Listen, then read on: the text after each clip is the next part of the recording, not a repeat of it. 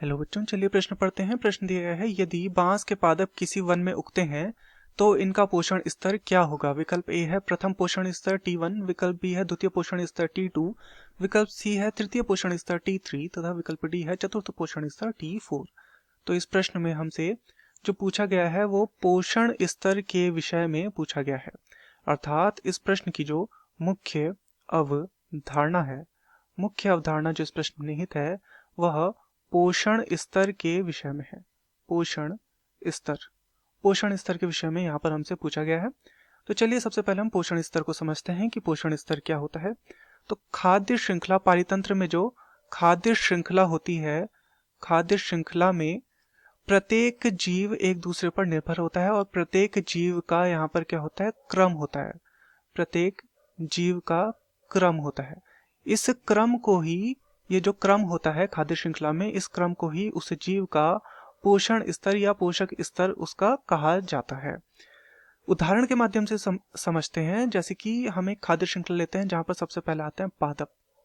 पादपों का भक्षण करेगा, मान लेते हैं यहाँ पर हिरण, और हिरण का भक्षण करेगा शेर। तो इस प्रकार से पादप क्या हो गए, पादप हो गए उत्पादक, क्योंकि यह प्रकाश संश्लेषण की क्रिया द्वारा उत्पादन का कार्य करते हैं। इनका जिन्होंने भक्षण किया हिरण, वे क्या हैं, वे हैं शाकाहारी, क्योंकि शाक इत्यादि खा रहे हैं वे, तो शाकाहारी हो गए। और वहीं शाकाहारियों का जिसने भक्षण किया शेर, वह क्या हो जाएगा, वह मांसाहारी हो जाएगा।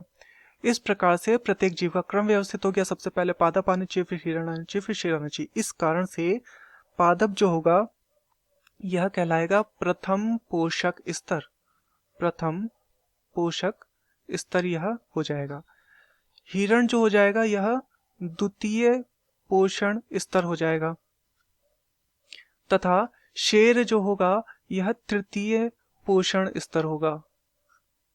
इस प्रकार से सभी का क्रम व्यवस्थित हो जाएगा। इस प्रश्न में हमसे बांस के पादप के विषय में पूछा। पादप क्या होते हैं, पादप प्रथम पोषण स्तर पर आते हैं। तो यहाँ पर क्या आ जाएगा, यहाँ पर आ जाएगा बांस।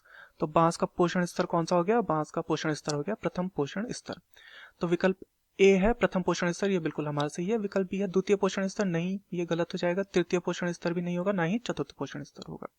तो दिए गए प्रश्न का सही उत्तर होगा विकल्प ए प्रथम पोषण स्तर। मैं आशा करता हूँ आपकी यह समझ में आया होगा। धन्यवाद।